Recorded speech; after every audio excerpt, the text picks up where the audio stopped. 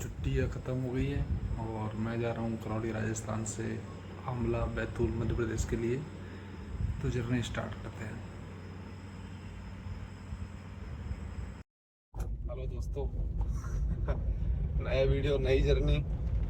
और इसकी जर्नी कुछ रहने वाली है 750 किलोमीटर की, वन डे में, वन गो में, और वन डे में मैं इसको ट्रैवल करूँगा। और देखते कोशिश करते हैं कि कितना, मतलब मेरा टारगेट तो ये रहेगा कि मैं 6:30 बजे के आसपास में इसको ख़त्म करूँ। बट वही है, देखते।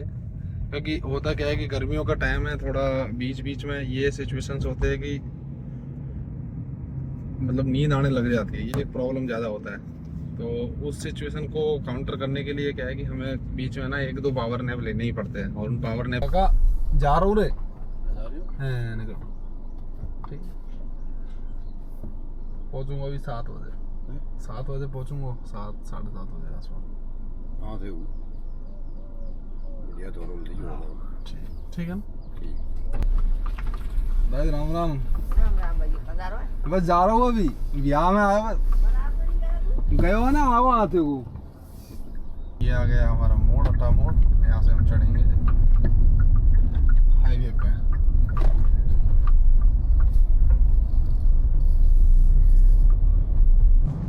यार हम करौली में कर चुके हैं एंट्री। तो करौली में एंट्री कर चुके हैं। मेरे घर से करौली के लिए लगता है 15 मिनट, क्योंकि 8 से 9 किलोमीटर दूरी है, इसके आसपास हूँ। इस जगह को कहते हैं 3 बड़, और यहाँ से मैं राइट घूमूंगा जो कि मंडरायल के लिए रास्ता घूमता है। ट्रैफिक तो धीरे धीरे दिखने लग गया है। और ये जो चीज़ें दिख रही है ना, ये जो व्हीकल दिख रहा है, इसके बारे में बताइए, इसको क्या बोलते हैं। ये हमारे राजस्थान में, विशेषकर पूर्वी राजस्थान बड़ा फेमस है। अगर समझ में आया तो बताना कि इसका नाम क्या है, ठीक है। और ये जो है रास्ता घूम गया है मंडरायल के लिए। ये फेमस रणगवा का ताल है करौली का। अब बाकी बहुत सारे लोगों को पता नहीं होगा, लेकिन यहाँ जो करौली में रहते हैं उन लोगों को ये समझ में आएगा कि ये कौन सी जगह है। तो जिस डांग की हम बात करते हैं ना, कि डांग, करौली की डांग जो बात करते हैं, जो बीहड़, ये जो पठारी एरिया है पूरा का पूरा करौली की डांग का, ये कुछ ऐसा दिखाई देता है। और ये यहाँ पे राजस्थान पुलिस के जवानों के क्वार्टर्स है। बहुत ही शानदार सी बिल्डिंग है यार, ये बढ़िया बिल्डिंग बनाई है यार, गजब गजब। तो मैं पहुंच चुका हूँ जो है मंडरायल की फेमस घाटी में। ये इसलिए है, देखो यहाँ से घाटी स्टार्ट है, और शायद आप नज़ारे देख पा रहे होंगे, तो नीचे गांव है और लगे जो है सेल्फी वगैरह के लिए रखे हुए हैं। जोग्राफिकल जो एस्पेक्ट है वो यही है कि ये जो विंध्याचल की जो रेंज है, ये मध्य प्रदेश और राजस्थान दोनों को अलग करती है। तो मैं जो बात कर रहा था ना, कि जो ये इनफेमस थी ये घाटी, उसका एक रीज़न तो लूटपाट था। मंडरायल में ऑलमोस्ट एंट्री कर चुके हैं, और ये जो रास्ता राइट हैंड की तरफ जो मुझे दिखाई दे रहा है, ये माता करणपुर के लिए जाता है। यानी कि इस पूरी जर्नी का जो सबसे हेक्टिक वाला जो पार्ट जो है ना, वो यहीं से शुरू होता है बेसिकली, मंडरायल से। क्योंकि मंडरायल में बाज़ार आता है, बाज़ार में होकर निकलना पड़ता है। और साथ के साथ में ना जो रोड है वो बन रहा है, अभी तक बना नहीं। अच्छा, दूसरा ये है कि मैं कोशिश करूँगा कि यहाँ पे कुछ ना कुछ मैं खा के जाऊँ। और जो करौली एरिया की, यानी कि इस एरिया की जो सबसे फेमस चीज़ है वो है कचौड़ी। तो मैं ट्राई करूँगा कि मैं कचौड़ी खाऊँ कहीं पे। और जिन बियर्डों की हम बात करते हैं ना, कि चंबल के बियर्ड, वो ये जो सामने दिख रहे इस तरह के होते हैं। और जैसे ही मैं पहुँचा चंबल नदी के ब्रिज के पास में, तो मुझे सामने से दिखा एक खूबसूरत सा सनराइज। बहुत ही खूबसूरत सा नज़ारा और बहुत ही शानदार सा रोड। और उसके साथ ही मैंने राजस्थान को पीछे छोड़ दिया और मैं एंटर कर चुका था मध्य प्रदेश की सीमा में। मध्य प्रदेश और राजस्थान के बीच में ये जो चंबल नदी है, इस पर बहुत दिनों से पुल नहीं बन रहा था। पिछले 4 साल पहले ये पुल बन के तैयार हुआ था, और फंक्शनल होना स्टार्ट हुआ है पिछले 2 साल से।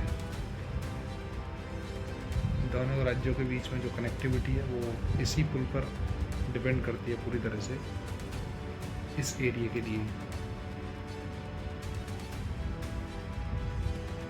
काफ़ी शानदार सा नज़ारा, काफ़ी शानदार सा सनराइज का।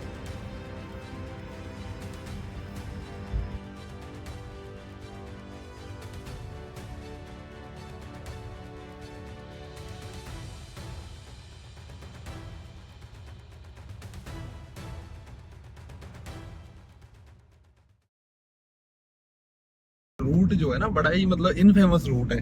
तो मैंने सोचा कि क्यों ना लोगों को इसके बारे में पता होना चाहिए, जो भी भोपाल या नागपुर की तरफ ट्रैवल करते हैं, इवन शिवपुरी या झांसी की तरफ भी कोई लोग जाते हैं, तो ये एक बड़ा ही इंटरेस्टिंग रूट है।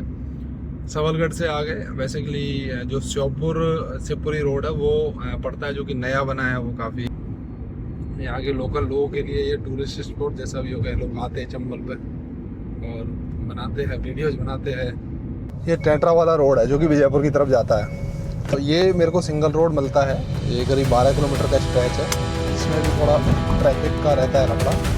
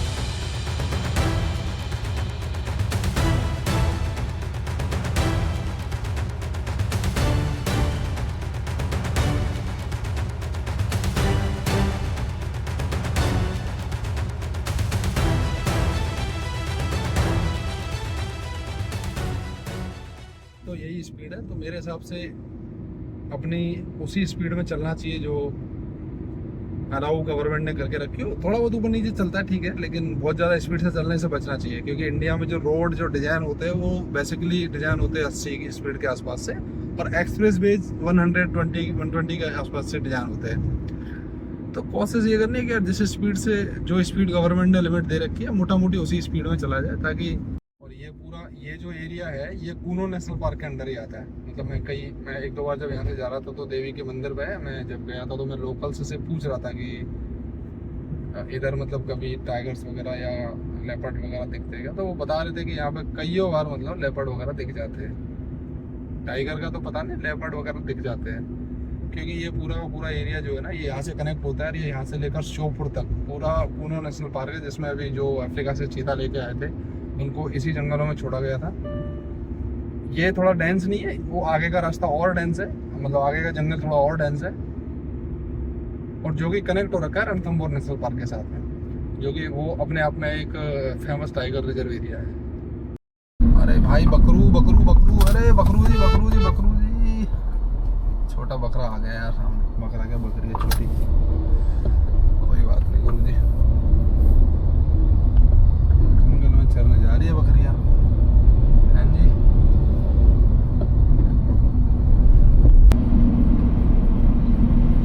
एक रोड यहाँ से भी कोटा के लिए जाता है, जो कि लिख रहा है 224 किलोमीटर है, और इधर झांसी वाला जो कोटा झांसी हाईवे जिसे बोला जाता है, ये ओवर ब्रिज जो आ रहा है प्लान है, इसको भी यूज कर सकते हैं अगर चाहे तो। बाकी अभी क्या ब्यावरा बचा है यहाँ से 15 किलोमीटर, और काफ़ी देर से गाड़ी चला रहा हूँ अभी, तो 117 किलोमीटर लगातार अभी चला लिया हूँ। वैसे तो खैर अभी सोच रहा था कि 150-200 किलोमीटर लगातार चला लेता हूँ, लेकिन फिर भी एक हाइड्रेशन ब्रेक तो बनता है। और लंबे रूट पे चलो तो एक चीज़ सुनिश्चित हमेशा करनी चाहिए कि आप पानी पीते रहिए, और अगर आप चाय पीते हो तो चाय पीते रहिए, कॉफ़ी पीते हैं तो कॉफ़ी पीते रहिए, मतलब कुछ ना कुछ, ताकि एक तो डिस्ट्रैक्शन हो जाए और पानी पीने से हाइड्रेशन प्रॉपर मेंटेन रहे आपका बॉडी का। तो अभी ब्यावरा से पहले कहीं पे जहाँ पे भी अच्छी सी जगह रुकेगी मिलेगी तो वहाँ पे रुक के कोशिश करेंगे कि चाय पी जाए। और जो अभी पलाश के पेड़ गए ना वो कितने खूबसूरत लगते हैं यार, मतलब कितने सुंदर लगते हैं ना, पूरे पेड़ पे पलाश ही पलाश लगता है यार।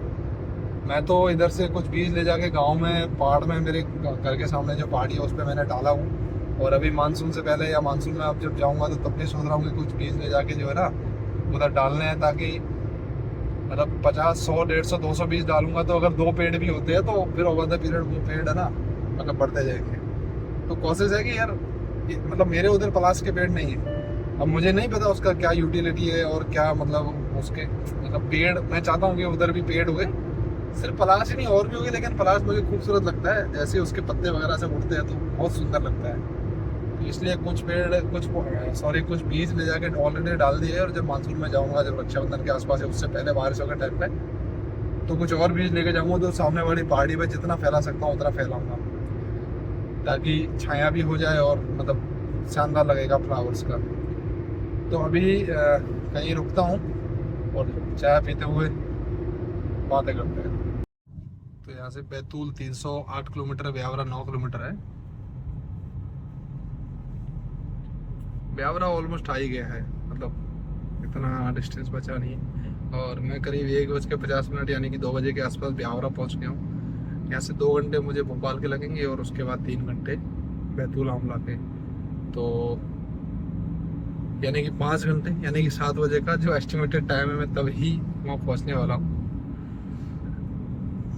आराम से चल रहा हूँ, ज़्यादा जल्दीबाजी नहीं है, ज़्यादा तेज़ गाड़ी नहीं चलानी है, शांति से चलना है। तो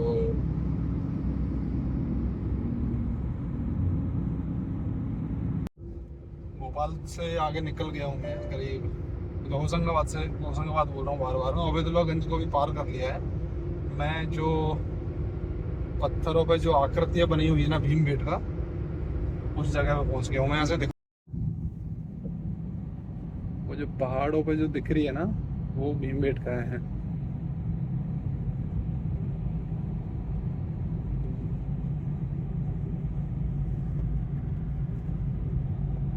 ये जो बड़े बड़े पत्थर दिख रहे हैं ना, जो रॉक्स है, यानी यही भीमबेटका है, मतलब ये रॉक शेल्टर्स जिनको बोलते हैं ना, पेंटिंग्स ऑन रॉक्स।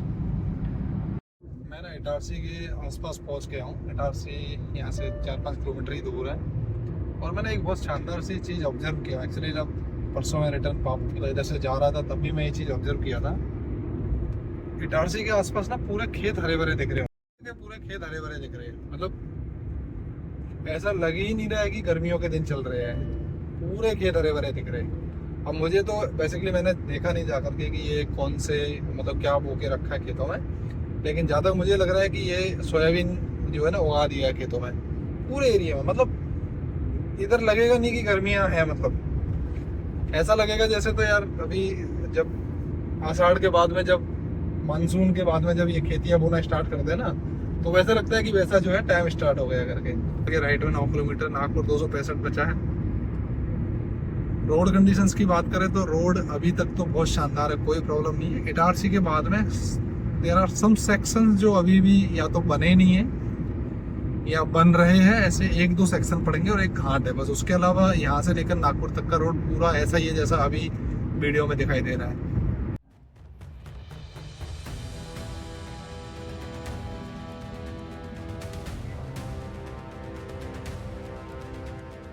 रोड जो है सिंगल है, ये अंग्रेजों के टाइम का रेल का ब्रिज है, पूरा स्टोन वर्क है इसमें।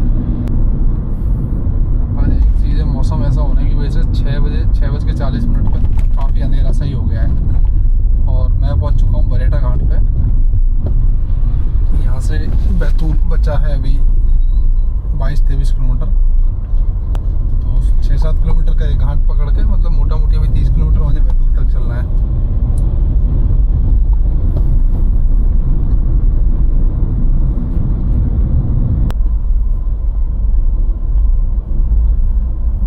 लाइन तो लगी बढ़िया साधनों की, इसमें तो कोई डाउट नहीं है, लेकिन उजाला है अभी।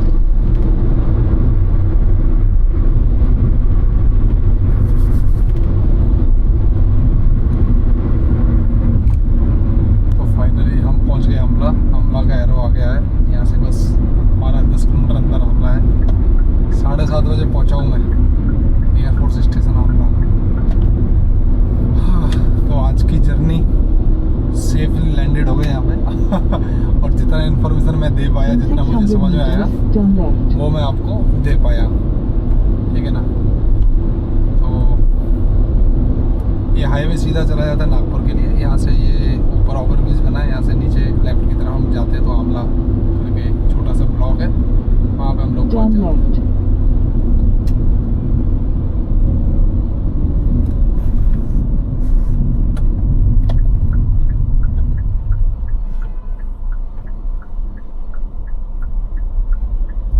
चलो जी, finally safe landing. Turn left.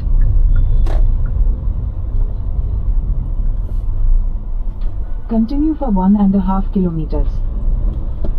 सामने जो है बोर्ड आपको इसमें दिख गया होगा,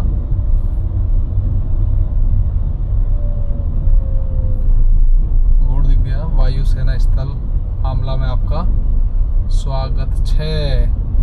ठीक है, वीडियो करते यहीं पे एंड। और अगर इन्फॉर्मेशन ठीक लगी हो तो